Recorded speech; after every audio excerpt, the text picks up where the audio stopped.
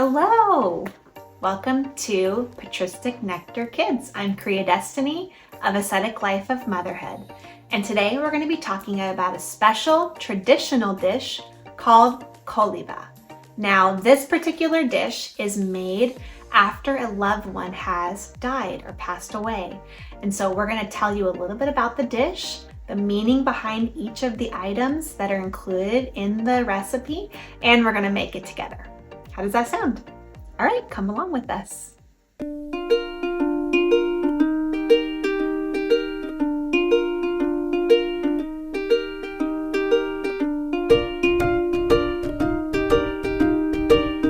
One year ago, somebody very special to us passed away.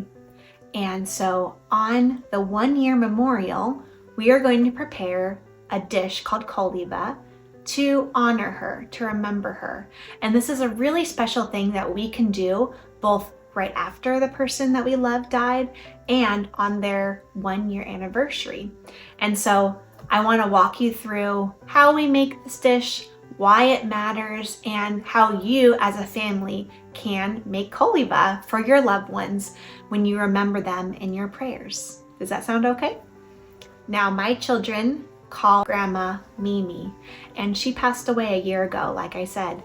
And so as the anniversary was coming up, we had planned to say prayers for Mimi. And so we were hoping to create this dish, bring it to church, and have it blessed. And after that, we get to share it with others. That's a really important part of Koliva. It's not something that you just necessarily do for yourself or for your loved one. It's meant to be shared. So I want you to keep that in mind when you create this dish, that it should be enough that you can share it with others. So it's made a little bit differently depending on where you live. So keep that in mind. The recipe we're making today is our recipe. You may have a slightly different variation of that recipe. Right, let's get started. So for Koliva, you are going to need to prepare the wheat berries ahead of time. These can be kind of tricky to find in the grocery stores. I found mine on Amazon and I prepared them ahead of time according to the package directions. So you'll have to look and see your wheat berries. For mine, I had to boil them for about an hour and then let them cool and dry on a sheet. And so now they're all prepared and ready to go. So I took 3 cups of uncooked wheat berries and boiled them. And so it actually made about 7 cups of wheat berries. So this is going to be a Koliva that you would bring to church and share with others. So it's not necessarily for an individual family. You're gonna have a lot of Koliva for this recipe, but that's what we're making it for. Now, there are a lot of variations for Koliva. And so depending on where you live, they're gonna have different ingredients. At times, you'll even find fresh herbs like cilantro or mint or parsley and things like that. And those vary based on the recipes that you're using, but there's a reason why we put those herbs in there, because death, although there's a hope of the resurrection, there's a bitterness to death that we miss and long for the person who has died. And so the purpose of those bitter herbs are to remind us of the bitterness of death as well. But we know that there's hope in the resurrection. So this recipe will not have that. We have some sweet spices. We're going to be using cinnamon. We're going to be using powdered sugar. We're going to be using graham crackers, which is part of, kind of draws the moisture out of the wheat berries and makes it nice and sweet. We're going to be adding crushed walnuts, pomegranates. That's going to have a little bit of the sweetness as well, and like the sweetness of paradise. And we have some golden raisins we're going to be adding.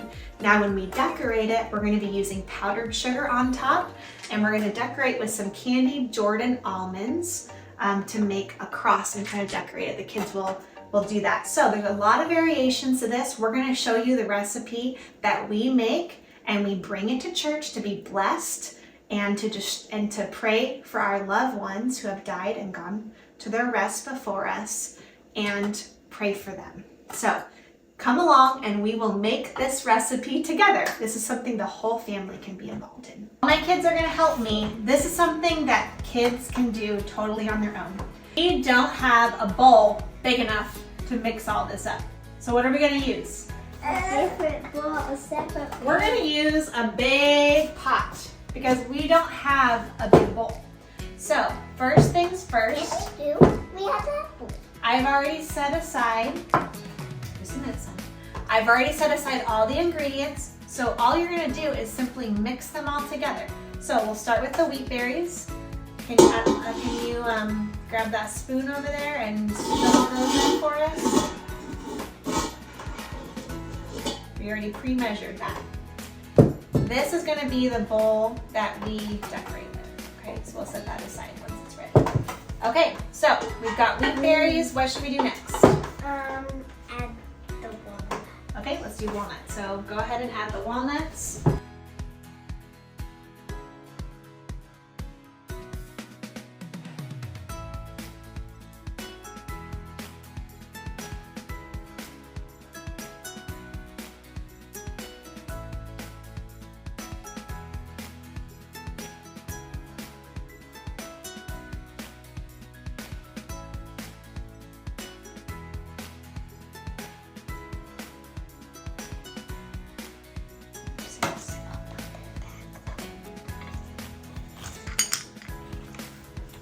What we're gonna do is we're gonna take our mixed Koliva and we're gonna pour it in the bowl that we're gonna plan to decorate. So we're just simply going to get as much in here as is reasonable. Ah! That might have been ambitious. Okay, so we're gonna prepare ours in this big bowl.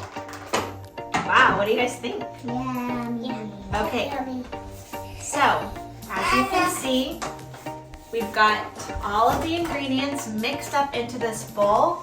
The next thing we're gonna do is we're gonna add powdered sugar and some candied Jordan almonds and decorate it based on how we like to decorate it. Okay, kids? You guys are gonna do that job, okay? So, we're gonna get a big tray to put underneath here and add our powdered sugar so that it doesn't make a really big mess. Okay, so then all right, so now we're just adding powdered sugar. And it's probably gonna take a lot of powdered sugar. We're using a little sifter to add the powdered sugar. Again, this will get a bit messy, so be prepared for that.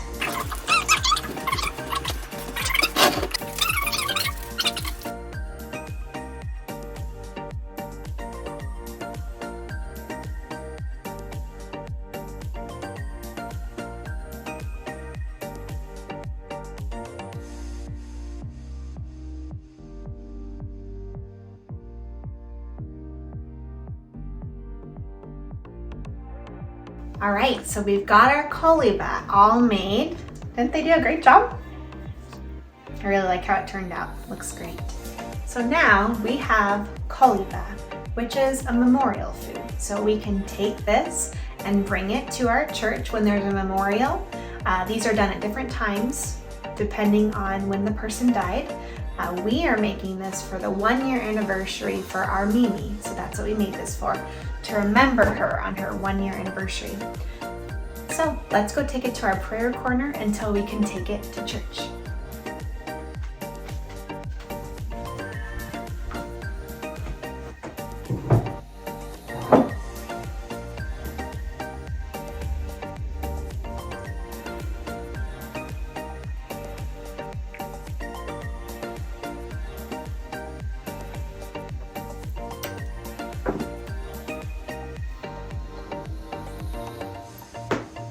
We're gonna save our Koliva for when we go to church, but my kids are really eager to taste it. So I'm gonna put together a little bit of the leftovers, add a little powdered sugar, and we're gonna give it a try and let you know what we think. Hey, would you like some Koliva? Take one. And a spoon. Wait, that does good. Let me know what you guys think. Yummy. Okay, now, does this taste like the Koliva that you get at church? Better. Better? Better. Better. Really? All right. Like didn't even have sugar in it. It has a lot of sugar in it. I guess that's why it's better. So much better. Yeah. I want more. Where does the practice of Koliva come from? Making a special dish for our loved ones. Now, there's a passage in the scriptures that Jesus actually tells us. He gives us this example, and so I'm going to read you this example. The passage is John chapter 12, verse 24. It said, "Most assuredly I say to you, unless a grain of wheat falls into the ground and dies, it remains alone. But if it dies, it produces much fruit." So what that's showing us is that this grain that we have, that Koliva is this wheat berry, when it gets planted into the ground, the wheat berry dies. But through its burial and death brings forth life. It'll sprout and produce fruit. Using that connection that we have with this actual wheat berry that we use to make this dish, it's a reminder to us, just like we die and we're buried into the ground, it's through our death and our burial that we come to life with Christ.